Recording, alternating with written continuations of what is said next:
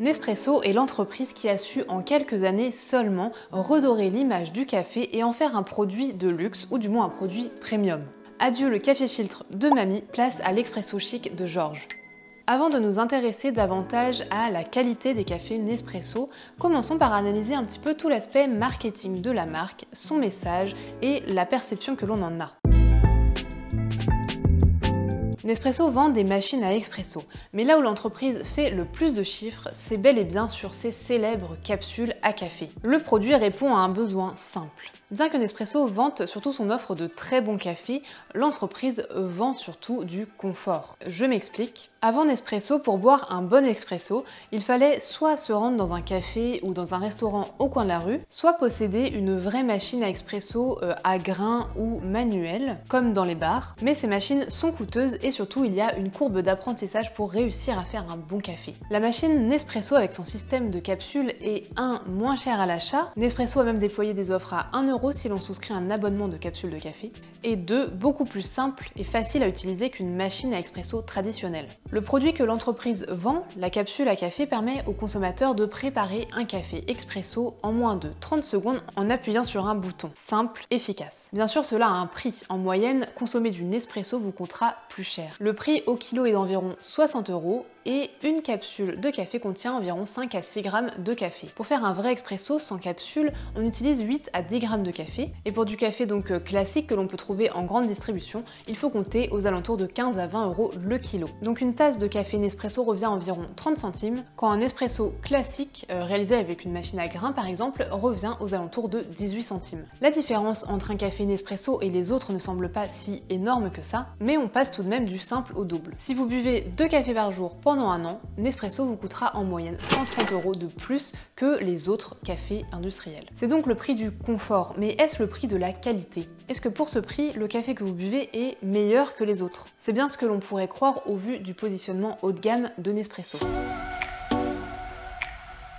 La communication de Nespresso ne laisse pas de place au doute. George Clooney, Matt Damon, Penelope Cruz, Jean Dujardin, les stars choisissent Nespresso. Ces stars sont inaccessibles et en s'associant à elles, la marque a su casser les codes et a réussi à faire passer le café du statut de produit de commodité à produit noble, que même les plus grandes stars s'arrachent.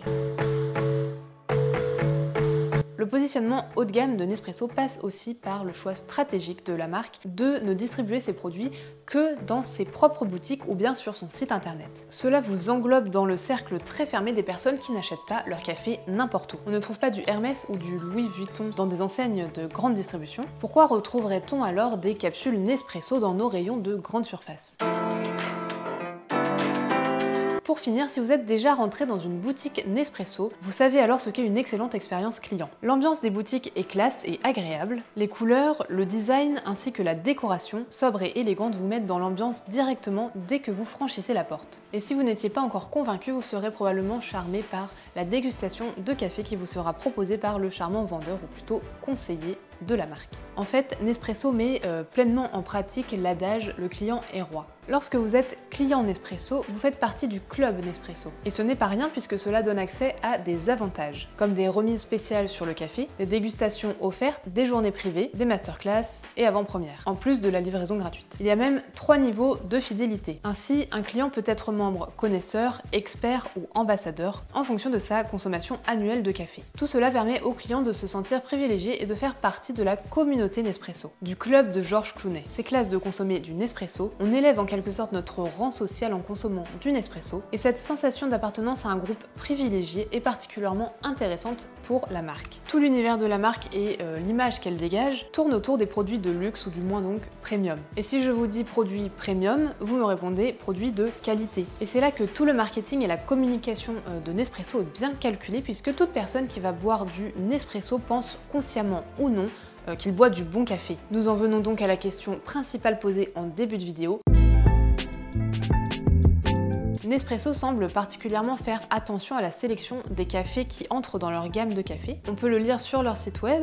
Ils font attention à la provenance des cafés, à la façon dont sont cultivées les cerises de café, comment les grains vont être retirés des cerises et comment ils sont torréfiés puis moulus pour être mis en capsule. Bref, en apparence, Nespresso fait tout pour proposer des cafés de qualité. Alors je ne vais pas pouvoir vous fournir un avis sur toute leur chaîne de production, je n'ai pas toutes les infos. Par exemple, je n'ai pas trouvé le nom des plantations exactes où Nespresso se fournit en café, ni d'informations précises sur la torréfaction, mais ici je vais parler des éléments qui me poussent à croire que Nespresso ne vend pas du aussi bon café qu'il le laisse supposer. Premièrement, il faut savoir que Nespresso vend environ 4 milliards de capsules par an, dont un quart rien qu'en France. 4 milliards de capsules, ça fait environ 11 millions de capsules par jour. À ce rythme que l'on peut clairement qualifier d'industriel, il est tout bonnement impossible de faire attention à tous les éléments qui font un bon café. Il n'y a qu'à comparer ces deux croissants pour comprendre que les produits industriels sont incomparables avec des produits faits de manière artisanale.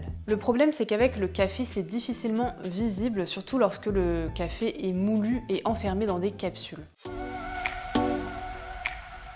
Alors pour ce qui est de la sélection des cafés, Nespresso ferait vraiment attention à la qualité. J'ai vu qu'il payait les caféiculteurs en moyenne 30% plus cher que ce qui est pratiqué sur le marché. Alors je ne sais pas à quel point ce chiffre est juste et vérifiable, mais c'est tout à leur honneur puisque comme je l'explique dans cette vidéo, la grande majorité des producteurs de café vendent leur café à perte. Il serait donc vraiment temps qu'on les rémunère suffisamment. Alors bien que payer un café plus cher ne signifie pas forcément que c'est un café de meilleure qualité, il semble tout de même que Nespresso fasse vraiment attention et sélectionne de meilleurs cafés que ses concurrents. Ces cafés sont donc probablement meilleurs que de nombreuses marques sur le marché des capsules et des dosettes à café. L'entreprise le montre vraiment dans toute sa communication, ils font vraiment attention à la sélection des cafés. Malheureusement, je ne peux pas vraiment vérifier la provenance des cafés. Je ne suis pas enquêtrice, je n'ai pas accès à toutes les informations. Mais gardons à l'esprit que Café Grand-Mère fait également particulièrement attention à la sélection de son café. À vous de juger.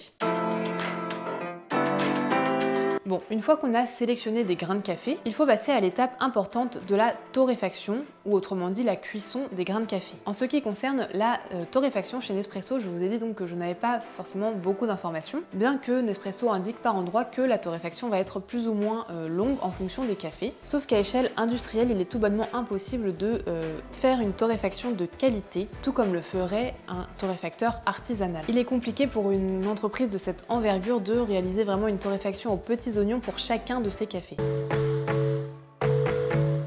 Bon, comme je vous le disais tout à l'heure, le confort a un prix. Mais là, je ne parle plus des 60 € le kilo. Je parle plutôt en termes de concessions à faire. Et pour comprendre cela, il faut que je vous explique quelque chose de vraiment très important sur le café, que certains d'entre vous savent probablement déjà. Le café est un produit frais. C'est-à-dire que déjà, si on veut obtenir le meilleur du café que l'on boit, il faut le consommer peu de temps après la torréfaction. Et oui, puisque le café s'oxyde au contact de l'air. Grosso modo, on conseille de consommer un café à partir de 10 jours après la torréfaction et jusqu'à 1 mois et demi, 2 mois maximum après sa torréfaction. Ça, c'est vraiment dans le meilleur des cas. Alors vous imaginez que chez Nespresso, ils ne vont pas s'embêter à faire attention à ce genre de petits détails. À une telle échelle, j'imagine que la logistique c'est assez compliqué et qu'il serait tout bonnement impossible à Nespresso de proposer des cafés frais à leurs clients. Mais le second problème du système Nespresso, c'est que le café est moulu. Et là aussi, certains d'entre vous le savent probablement déjà, mais le café se conserve beaucoup mieux en grains que moulu. Quand on dit qu'il faut consommer le café dans les 2 mois après torréfaction, on parle bien du café en grains et pas moulu. Dès lors qu'on va moudre un café, il va s'oxyder, donc se détériorer beaucoup plus vite. Donc simplement, ça veut dire qu'il sera beaucoup moins bon. Ce n'est pas pour rien que les baristas professionnels ou même les amateurs de café choisissent de moudre le café au dernier moment, au fur et à mesure, juste avant de le préparer. Vous l'aurez compris, Nespresso se positionne vraiment comme la marque de café haut de gamme. Mais la question posée en début de vidéo était: Nespresso fait-il vraiment du bon café? Ma réponse est non. Alors je préfère être honnête, je n'ai pas goûté à tous leurs cafés, mais à quelques-uns quand même. Et bien sûr, j'imagine que certains de leurs cafés doivent être bien meilleurs que d'autres. Mais si je compare les cafés Nespresso que j'ai eu l'occasion de boire à des cafés de spécialité, malheureusement, Nespresso ne fait pas le poids. Si vous aimez le café et que vous souhaitez, au même titre que le vin ou tout simplement la gastronomie en général, éduquer votre palais et découvrir de véritables grands crus, oui, au passage, les grands crus chez Nespresso ne sont pas réellement des grands crus. Les véritables cafés grands crus sont appelés ainsi suite au suivi d'un processus strict de la plantation à la tasse et ont dû passer un test de dégustation et obtenir une note suffisamment élevée de la part de la SCA. Mais ça, je l'explique un peu plus en détail dans ma vidéo qui concerne le café de spécialité. Je vous invite d'ailleurs à aller voir si ça vous intéresse. Bref, si vraiment vous souhaitez boire du très bon café et pouvoir comparer justement avec Nespresso si vous avez l'habitude de cette marque, je vous invite réellement à tester le café de spécialité. Vous pouvez en acheter autour de chez vous, donc dans des boutiques spécialisées, chez des torréfacteurs ou encore dans des coffee shops ou bien sur internet. Grosso modo, le café de spécialité, ça coûte un peu moins cher que du café Nespresso. Disons que ça commence aux alentours de 30 € le kilo. Ça peut aller bien au-delà pour des cafés vraiment de très grande qualité. Ces cafés respectent vraiment certains critères de qualité et permettent également une juste rémunération des producteurs de café. Mais je vous invite vraiment à aller checker ma vidéo sur le sujet si vous souhaitez avoir un petit peu plus d'informations à ce sujet. Et si vous n'avez pas d'autres moyens de faire du café à la maison qu'avec votre cafetière Nespresso, je vous invite simplement à investir pourquoi pas dans des capsules rechargeables que vous pouvez remplir vous-même avec les cafés de votre choix, qui sont en plus beaucoup plus écologiques que les capsules à café classiques. Ou alors vous pouvez acheter une petite cafetière à piston par exemple, c'est pas bien cher. Et en complément de cela, vous pouvez acheter un petit moulin à café ou bien acheter votre café directement moulu. Mais là, vous l'aurez compris, du coup, le café que vous achetez moulu sera toujours un peu moins bon que le café moulu au dernier moment. Bref, j'espère que cette vidéo vous aura plu, que vous aurez appris 2-3 trucs sur Nespresso et sur le café en général. Alors à la fin, on dirait que je tape un petit peu sur Nespresso, mais pas vraiment. Après tout, Nespresso a permis de démocratiser un petit peu plus le café expresso dans les foyers et de participer à un certain attrait pour vraiment le bon café, puisqu'il ne faut pas se le cacher,